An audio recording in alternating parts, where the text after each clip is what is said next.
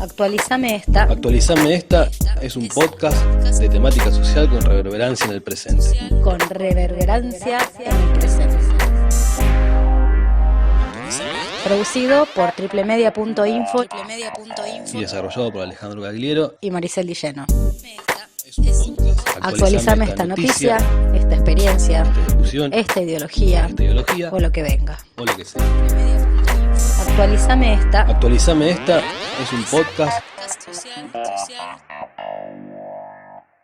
Hoy en Actualizame esta estamos con Ignacio Estantero, un músico nativo de Marcos Juárez que también es ingeniero agrónomo. Y en este rol lo vamos a invitar a charlar con nosotros. Primero músico, después ingeniero agrónomo.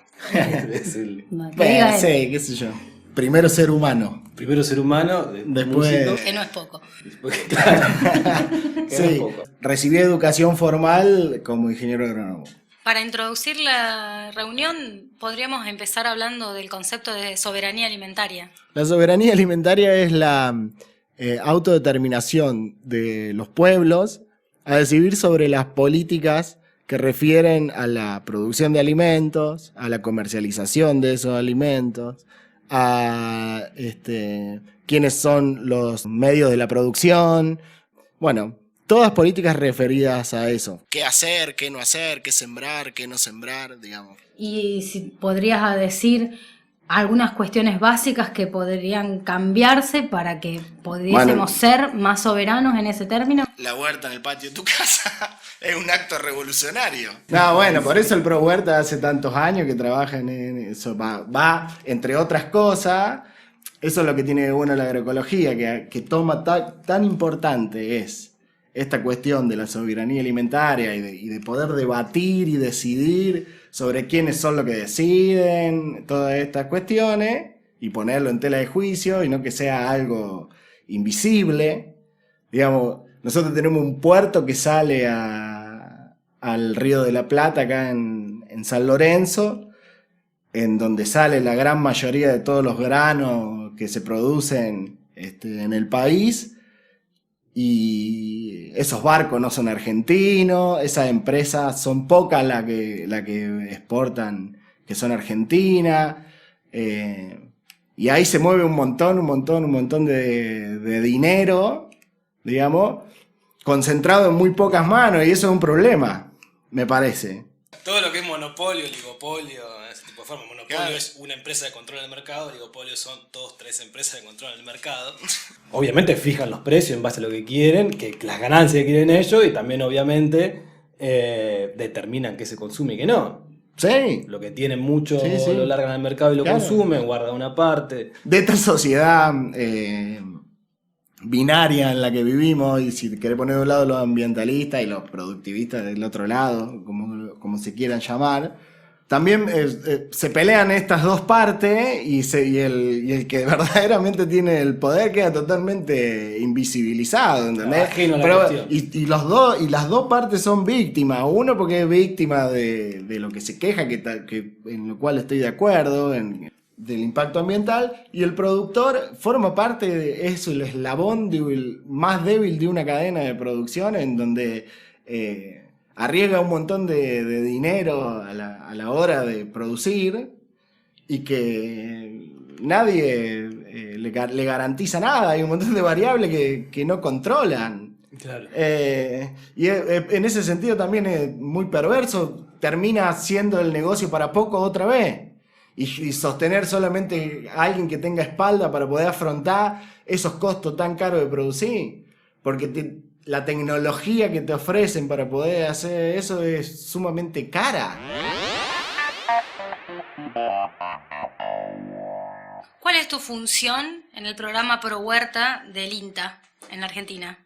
Básicamente soy agente de proyecto y es ser el nexo entre el programa y la gente. Trabajo con los promotores que desde los inicios del Pro Huerta existen. Los promotores son personas físicas o instituciones jurídicas. Parte de esta propuesta de generar huertas en el patio de una casa, ¿qué le está faltando a ese programa en el que te trabajás para que la gente lo tome, lo incorpore en su diaria y sea realmente un acto revolucionario más allá del contexto social que nos toca enfrentar? El programa tiene 30 años ya, así que ya podría ir un montón revolucionando algo.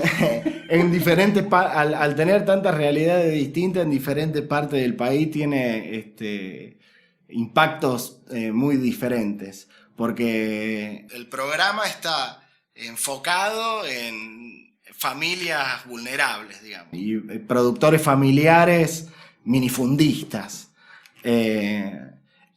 A nosotros acá en Marcos Juárez quizás no lo vemos tanto, o se ve, sí se lo conoce mucho la gente, muchos hacen su huerta en sus casas, pero por ahí no tenemos el tipo de producción que el Pro Huerta es la que acompaña, porque la producción hortícola en la zona no existe.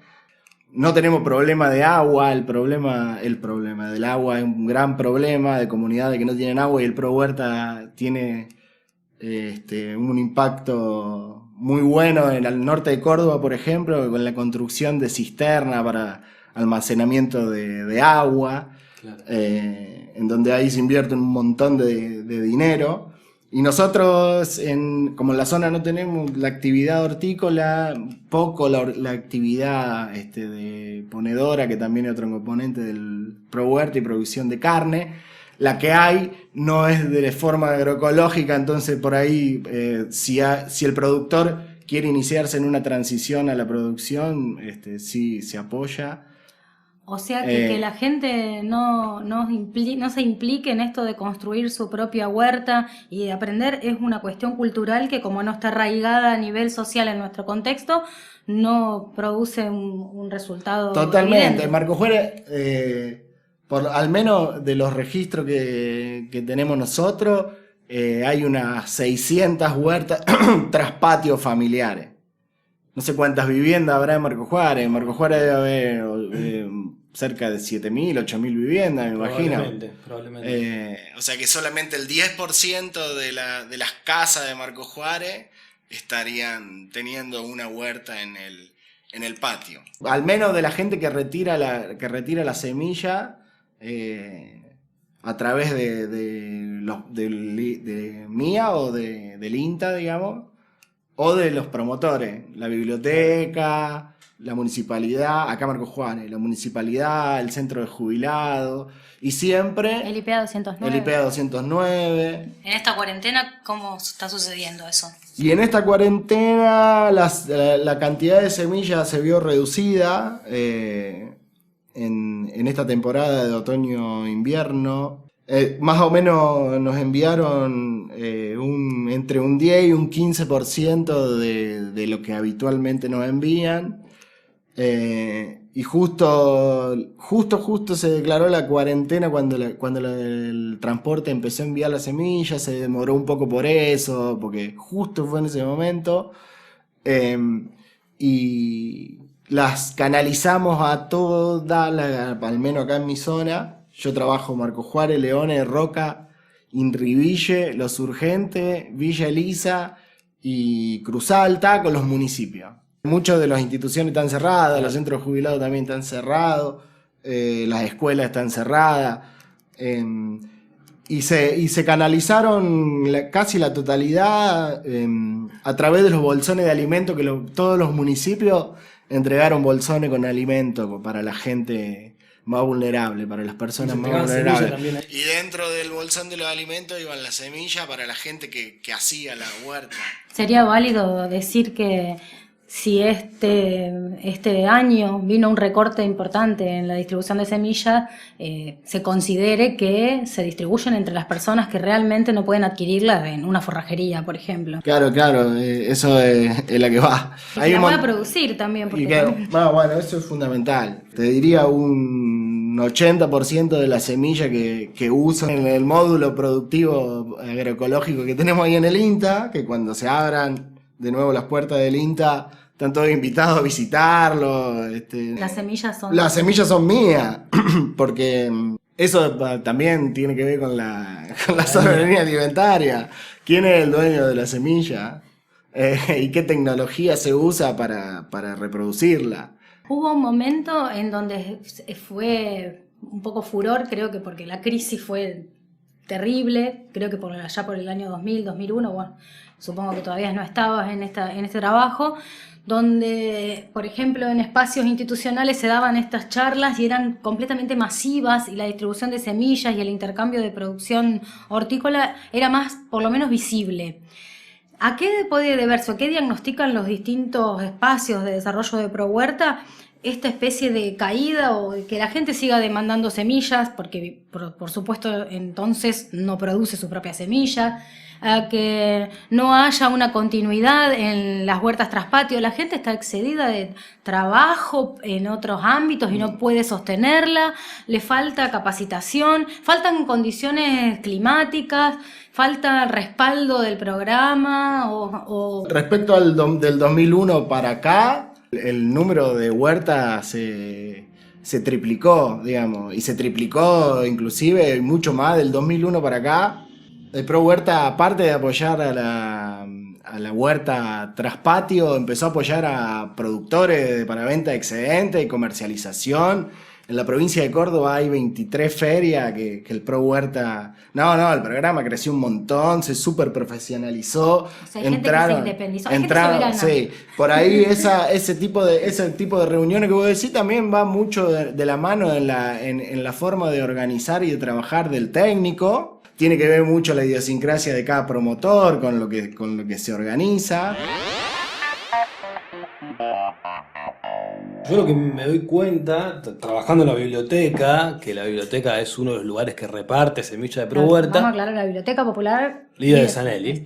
En la biblioteca lo que noto, mucha gente que va a buscar semilla, se llena la planilla y en un momento dice si es para autoconsumo o para excedente, y toda la gente, cuando le pregunta excedente, dice no, es todo para autoconsumo. Como si como fuera... que ven mal el hecho de producir propio y vender lo que se produce orgánicamente en la huerta de cada uno. Te diría, el 99% de la gente que retira semilla es para autoconsumo, y lo que le sobra se lo regala a los vecinos, a la familia. Sí, también hacen lo mismo.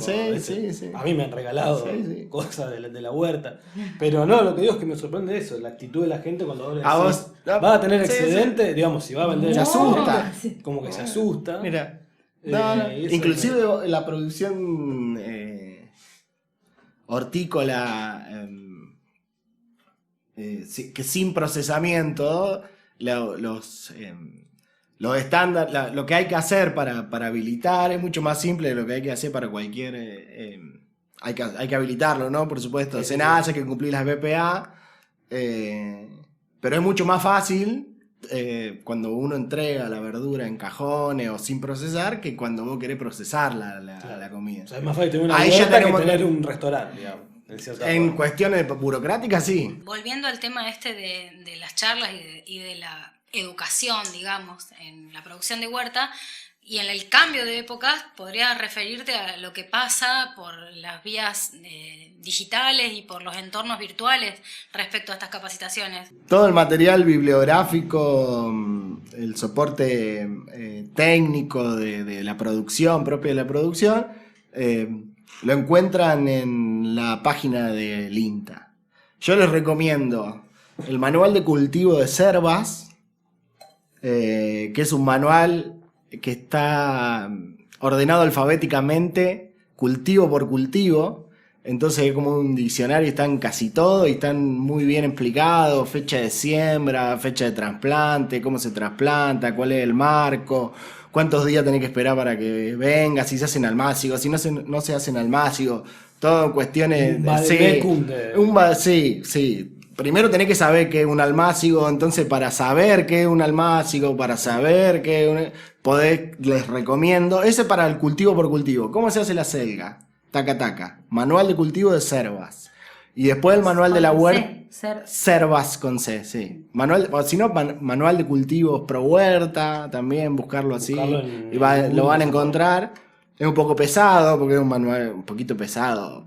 para lo que es un PDF normal, digamos. Hay uno resumido que yo lo mando, se lo doy a mucha gente que me pide en la biblioteca, que es muy útil. Sí, es una abreviatura. ese ahí que para saber qué es un almácigo, qué son esas cosas, ese se llama Manual de Huerta Orgánica Familiar. Familiar, sí. Del Pro Huerta. Y ese también está en el soporte digital, lo tienen. Y en el Facebook del INTA Marcos En Juárez. el Facebook del INTA Marcos Juárez, ahí hacemos videos con el André y con André del Pino, que es comunicador del INTA. Hacemos Facebook Lives, ahora no lo estamos haciendo, pero el año pasado hicimos por lo menos uno por mes al menos, que quedan guardados ahí en el Facebook. Claro. Y ahí, bueno, hay de todo también, cómo se hacen los almácigos, cómo hablamos de la producción de bioinsumos, del control de plagas, de cómo se usan las flores, las aromáticas, hablamos un poquito de agroecología, bueno, en fin. Y después en los canales de YouTube del INTA Marcos Juárez y del INTA Manfredi, ahí está todo un ciclo de charla que a partir de la cuarentena se vienen dando semana a semana, sobre todos los temas referidos a lo que aborda el programa. La huerta, hicieron uno de hidroponía, hicieron otro de frutales, hicieron otro de producción de compost. Fíjense que quedan guardados ahí y bueno, si están en vivo, visiten las páginas para informarse, porque esos son en vivo también, a través del canal de YouTube de INTA Manfredi e INTA Marcos Juárez. En la producción de huerta la gente incorporó mucho más el respeto por el uso por el no uso de químicos artificiales y de venenos que antes se usaba para todo, para las hormigas, para el control de yuyos, que en otras áreas de la agricultura, por lo menos, ¿no? Mucho, porque es, digamos, consumo directo. Vos ves si te estás poniendo veneno. Y que después te lo vas a Y comer. después que te lo vas a comer, entonces no quieres saber nada. Pero cuando no lo ves... Claro.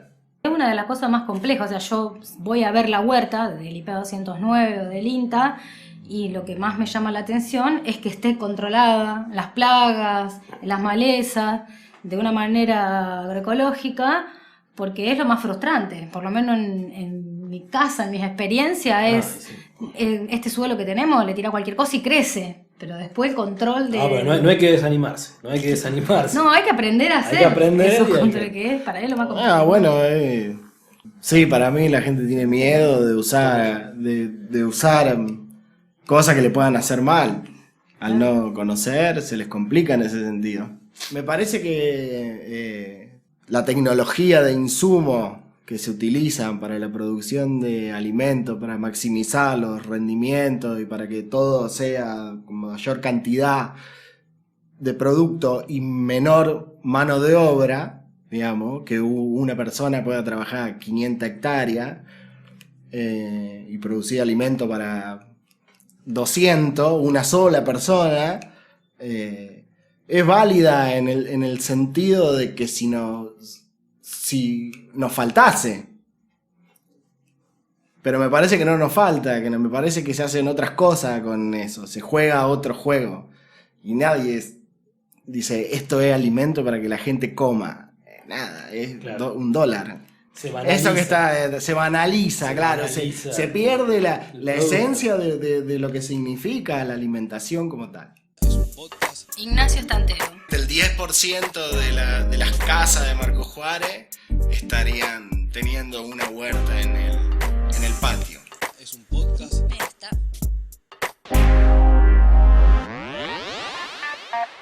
Bien.